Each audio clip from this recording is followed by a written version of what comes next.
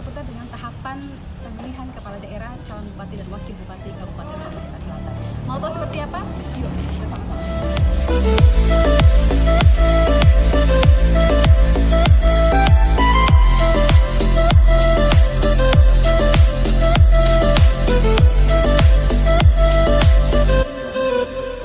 Assalamualaikum warahmatullahi wabarakatuh. Kita berjumpa lagi di channel Cerita Jarot, dan kali ini masih bersama saya Sri Wahyuni Tamrin, dan kita nampak beda hari ini. Kenapa? Karena kita langsung dari Halmahera Selatan, tepatnya di Kota Bacan, dan khususnya langsung dari kantor KPU Halmahera Selatan. Dan seperti yang sudah Anda saksikan, di samping saya ada Ketua KPU Halmahera Selatan, Bapak Darmin Haji Hasim SSOS. Dan kalau sudah bersama dengan Ketua KPU, kalian pasti tahu kita akan berbincang soal apa? Yang pasti soal seputar pemilihan, ya. Pemilihan kepala daerah tentunya di Halmahera Selatan. Baik, langsung saja saya perkenalkan, saya sapa. Assalamualaikum. Waalaikumsalam. Ya, Ketua KPU Halmahera Selatan, Bung Darmin. Bung sehat ya? Alhamdulillah sehat. Alhamdulillah. Baik, jadi seputaran dengan pemilihan kepala daerah ya Kabupaten Halmahera Selatan, tentunya sudah ada rangkaian pertanyaan yang ingin kami tanyakan. Baik, langsung saja. Kita ingin tahu, khususnya juga masyarakat Halmahera Selatan dan penonton di luar sana ingin tahu soal bagaimana kesiapan KPU dari pendaftaran dan pengawalan DPT sejauh ini. Oke, terima kasih. Untuk Halmahera Selatan sebenarnya dari sisi terkait dengan kesiapan, pada dasarnya KPU Halmahera Selatan cukup siap melaksanakan seluruh agenda tahapan pelaksanaan pemilihan tahun 2020 ini, baik dari kesiapan dari segi anggaran maupun teknis pelaksanaannya. Dari segi anggaran, alhamdulillah Halmahera Selatan sudah dari total MPHD yang kami usulkan itu sudah direalisasi 100%, dan Maluku Utara hanya sampai saat ini kalau tidak salah itu mungkin baru Halsel dan Kota Tidore Kepulauan itu yang sudah ditransfer oleh pemerintah daerah ke rekening Satker 100%. Selanjutnya dari sisi teknis. Dari sisi teknis saat ini kita ketahui bersama bahwa tahapan yang dilaksanakan adalah tahapan pemutahiran data pemilih, dan pada tanggal 13 Agustus nanti itu adalah hari terakhir pelaksanaan coklit. Sekarang saat ini memang petugas kami masih melaksanakan coklit di beberapa desa, meskipun memang di Halmahera Selatan itu sebagian besar desa dan kecamatan sudah selesai melaksanakan coklit. Itu untuk pemutahirannya. Selanjutnya mungkin berdasarkan PKPU nomor 5 tahun 2020 terkait tahapan program dan jadwal, itu nanti pada 4, 5, 6 September itu berlangsung pelaksanaan pendaftaran pasangan calon. Kemarin kami melakukan sosialisasi terkait dengan pendaftaran pasangan calon dan syarat calon untuk persiapan pendaftaran itu. Setelah pendaftaran pasangan calon dan calon dinyatakan memenuhi syarat dan penetapan pasangan calon, tahapan selanjutnya itu adalah tahapan kampanye. Di tahapan kampanye ada beberapa hal yang akan dilakukan, terutama karena memang pelaksanaan pemilihan tahun 2020 ini sepenuhnya menggunakan protokol COVID. Jadi misalnya kampanye dalam bentuk rapat umum atau yang disebut kampanye akbar yang mengumpulkan massa dalam jumlah banyak memang tentu pasti akan tidak dilaksanakan. Seluruh tahap pelaksanaan kampanye, mau baik rapat terbatas, pertemuan terbatas, apapun jenisnya itu sepenuhnya menggunakan protokol. Menggunakan protokol itu tentu jumlah orang yang terlibat dalam kampanye itu juga dibatasi, tentu dengan mempertimbangkan kapasitas ruangan yang digunakan. Selanjutnya dalam desain kampanye itu juga di masa kampanye KPU Halmahera Selatan itu akan melaksanakan debat kandidat yang menggunakan televisi nasional.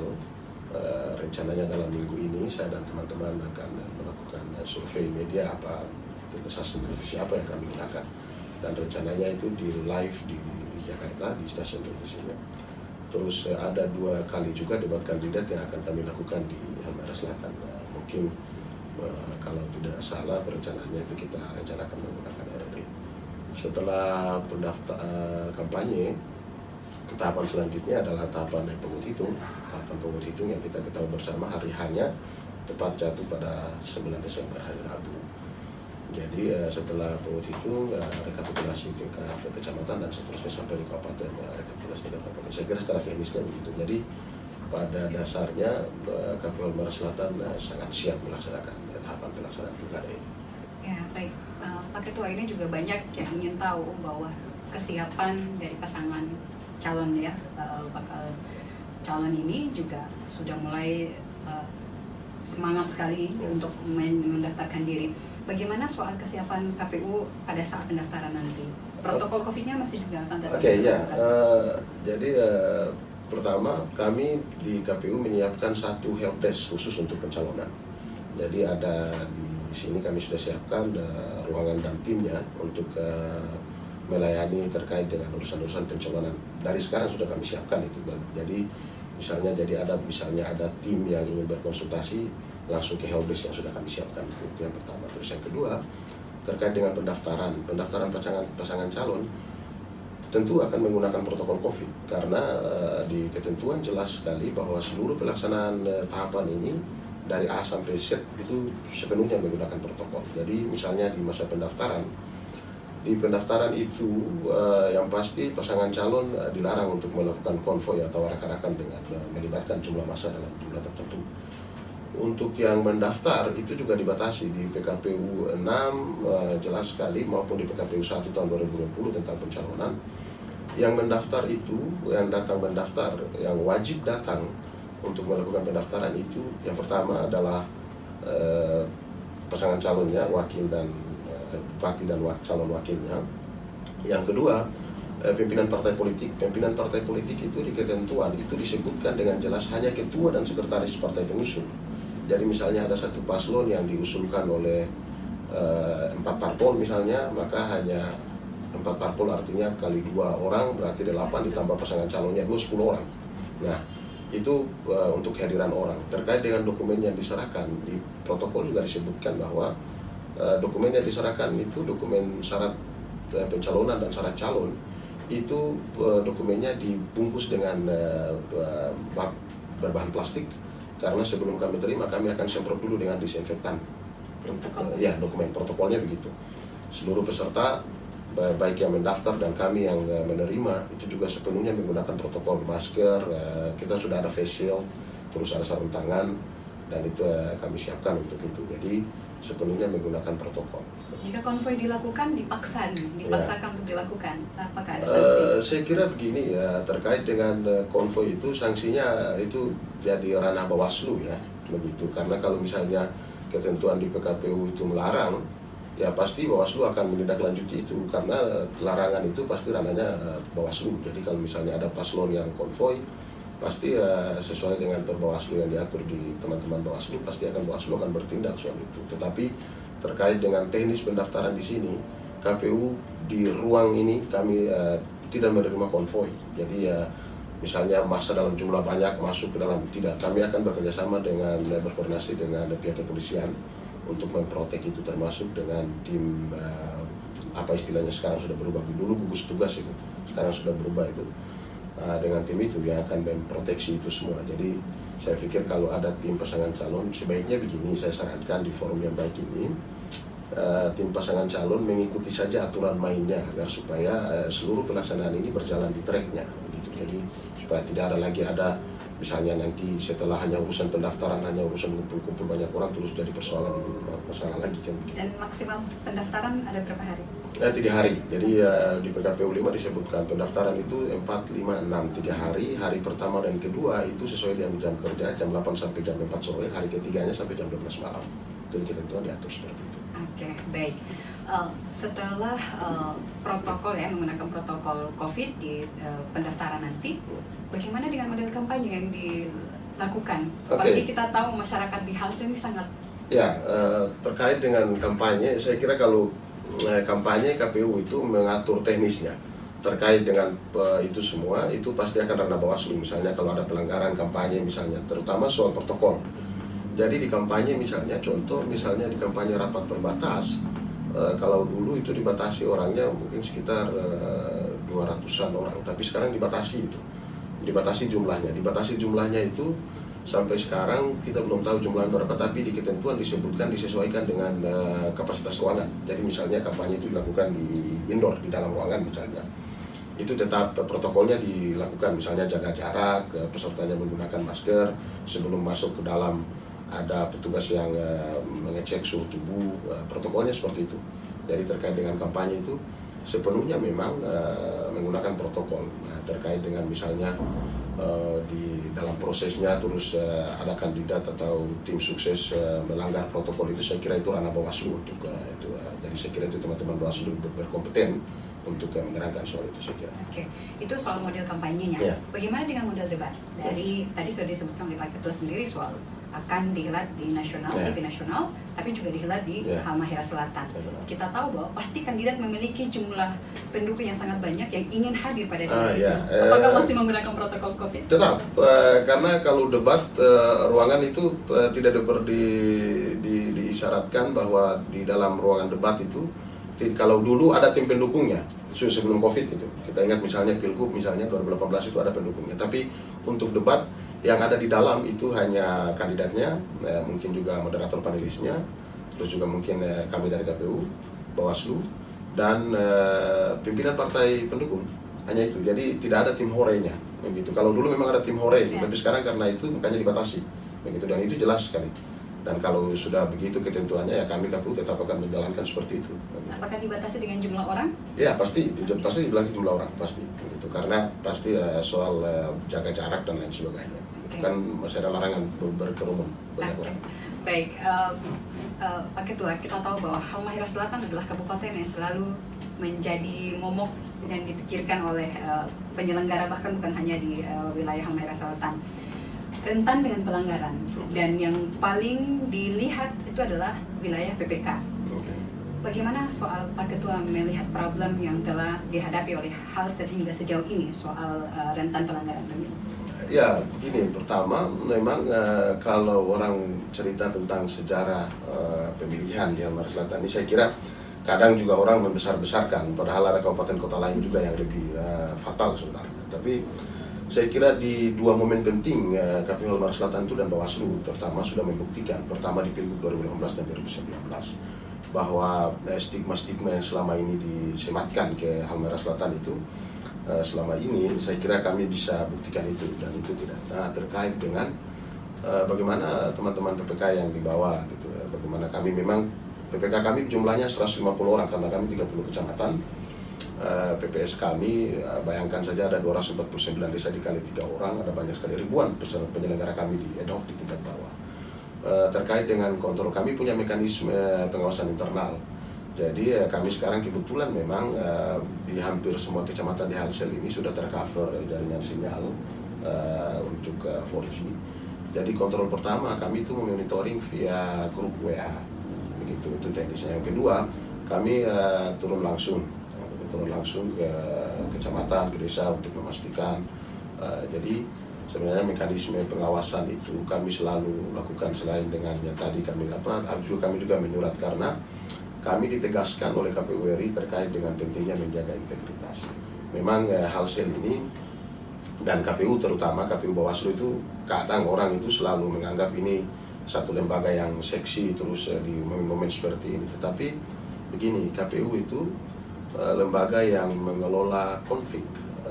Jadi karena perebutan kekuasaan itu pasti konflik, dan lembaga yang diberi kewenangan untuk mengelola itu KPU. Jadi kami itu sebisa mungkin berupaya agar supaya orang-orang yang ada di institusi ini itu terjaga integritasnya. Saya kira begitu. Jadi kalau itu semua bisa terjaga, saya kira insya Allah pelaksanaan pilkada di Halsel ini berjalan sesuai dengan apa yang diatur. Iya, baik. Pak Ketua tadi menyebut ada 100 lebih anggota PPK di wilayah Halmahera Selatan. Cara mengontrol sendiri, dan ke Halmahera Selatan rentannya adalah persoalan jarak tempuh dan lain sebagainya. Bagaimana cara mengontrol para anggota PPK ini sendiri? Oke, yang tadi saya sudah sebut cara pengawasannya, dan kami ada pengawasan internal sejauh ini berdasarkan hasil monitoring pengawasan kami di internal. Kami itu sudah memberi teguran beberapa PPK, bukan karena pelanggaran etik ya, tetapi karena berhubungan dengan kinerja. Gitu. Jadi ada beberapa PPK yang kami tegur, bahkan kemarin kami keluarkan surat teguran keras kepada PPK Kecamatan Batang Lomang dan Kecamatan Obi Selatan. Kami tegur keras sekali karena tidak mengindahkan perintah pelaksanaan tahapan. Beberapa tahapan bukan mereka tidak laksanakan, tetapi ada yang miss. Nah, itu kami tegur, kami dengan surat teguran keras. Di awal sekali kami memberhentikan Ketua PPK Bacan Timur Tengah dari jabatan ketua. Kami turunkan dia dari ketua ke anggota. Alasannya karena lalai dalam melaksanakan tugas, tidak bertanggung jawab sebagai ketua di PPK. Waktu itu tahapannya masih seleksi PPS.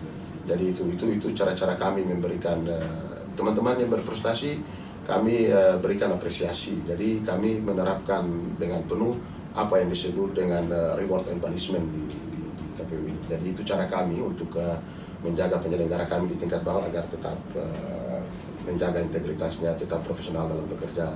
Saya kira hal-hal yang telah diatur, misalnya diatur dari PKPU 8 tentang tahun 2019 tentang tata kerja penyelenggara itu sendiri. Oke, jadi sekarang antara KPU dan juga PPK sejauh ini sudah sampai di mana dalam? Kami minggu lalu melaksanakan rakor di sini. PPK kami kumpulkan di sini, kami lakukan di depan itu karena tidak bisa menggunakan gedung karena PPK-nya banyak, kami pakai tenda di depan itu. Kami melaksanakan rakor persiapan penyusunan daftar pemilih gitu. Jadi kami itu mungkin setiap bulan itu mengundang PPK-nya untuk rakor. Kami rakor itu dalam rangka untuk mengevaluasi hal-hal yang sudah dilaksanakan, apa misalnya ada semacam hambatan-hambatan yang mereka hadapi gitu. Jadi kami setiap bulan melakukan rakor dengan teman-teman PPK. Nanti setelah rakor itu biasanya teman-teman PPK juga kami perintahkan untuk selalu membuat semacam monitoring ke PPS di tingkat desa. Oke, Pak Ketua, apa yang selalu diingatkan kepada PPK agar tetap menjaga integritas sebagai seorang penyelenggara? Karena yang di wilayah PPK ini rentan terjadi. Iya. Kami sebenarnya begini. Selain pemecatan mungkin ada sanksi lain. Saya kira begini, terkait dengan menjaga integritas ini, sedari awal memang ketika teman-teman PPK itu dilantik, jadi teman-teman PPK itu sudah menandatangani apa yang disebut dengan fakta integritas. Jadi sebenarnya fakta integritas itu menjadi dasar KPU selain syarat-syarat yang lain. Untuk jika misalnya penyelenggara kami itu melakukan pelanggaran, baik pelanggaran terutama pelanggaran etik ya, gitu. Jadi kami selalu menghimbau ke teman-teman penyelenggara itu bahwa kami ingatkan seperti ini, bahwa memang ini rentan akan ada semacam upaya-upaya dari pihak-pihak tertentu untuk tapi penting untuk menjaga integritas itu. Kenapa begini? Satu poinnya begini, kami beruntung karena kebetulan memang sekarang ketentuan tentang badan ad hoc atau penyelenggara itu, kalau penyelenggaranya sudah pernah dipecat atau bahkan mungkin teguran keras saja, saya kira itu sudah jadi pertimbangan dalam seleksi berikutnya, apalagi sampai dipecat. Kami buktikan misalnya di 2019 itu berdasarkan rekomendasi Bawaslu, kami itu memecat PPK Kecamatan Joronga, Kecamatan Obi Selatan, Kecamatan Bacan, dan Kecamatan Mandioli.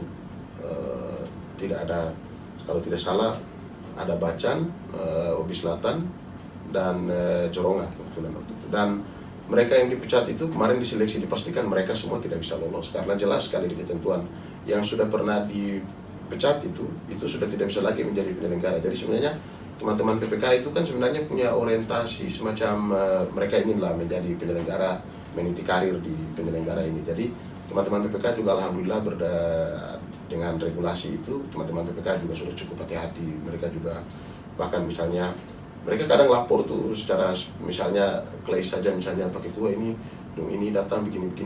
Nah, sudah mereka kita ingatkan tetap jaga diri, jaga ini, pokoknya istilah kita sini tuh selalu bilang begini. Karena kita melaksanakan tahapan dalam pandemi COVID, maka kami selalu ingatkan teman-teman penyelenggara itu, kalian menjaga dua hal saja. Satu, jaga imun, yang kedua jaga iman. Begitu, jaga imun untuk tetap stabil fisiknya untuk tetap melaksanakan ini, dan jaga iman dari godaan-godaan itu Godaan. begitu. Jadi kami selalu mengingatkan seperti itu. Jadi selain menjaga hubungan secara kelembagaan PPK dan KPU, juga menjaga hubungan komunikasi. Ya. Kami ada coffee morning loh di KPU itu. Kalau teman-teman PPK datang ke sini, kami biasanya siapkan coffee morning di sini. Jadi bisa kami diskusi misalnya tahapan atau apa-apa yang. Kru Jarot mungkin bisa ikut lagi ya? Bisa lah. Kita ada coffee morning di sini. Baik, harapan dari seorang ketua KPU Halmahera Selatan agar semuanya berjalan lancar, taat pada PKPU, dan juga terus membangun koordinasi dengan Bawaslu.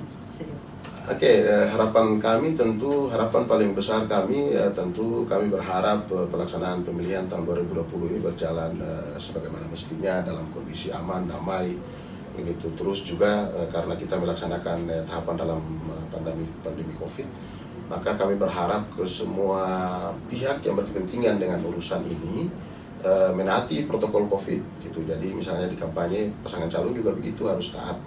Jadi harapan kami dengan teman-teman Bawaslu juga sama, saya kira harapannya semua punya kesadaran lah. Yang paling penting itu soal kesadaran lah gitu. Jadi kami penyelenggara juga tahu diri sebagai penyelenggara, teman-teman yang sebagai tim dan lain sebagainya juga harus tahu diri melaksanakan pelaksanaan ini dengan sesuai dengan tracknya.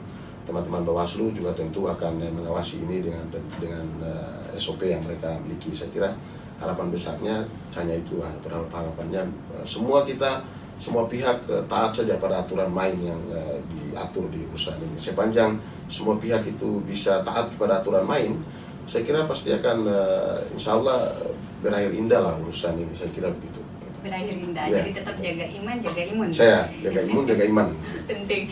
Baik, usai sudah perbincangan kita dengan Ketua KPU Halmahera Selatan, Pak Darmin Haji Hasyim SOS, dengan sekurang informasi terkait dengan kesiapan penyelenggaraan pemilu kada calon bupati dan wakil bupati Kabupaten Halmahera Selatan. Dan tentunya untuk Anda yang sedang menonton, khususnya yang ada di Halmahera Selatan, para penyelenggara di tingkat PPK hingga PPS juga bisa mendapatkan informasi yang cukup banyak dari Ketua KPU.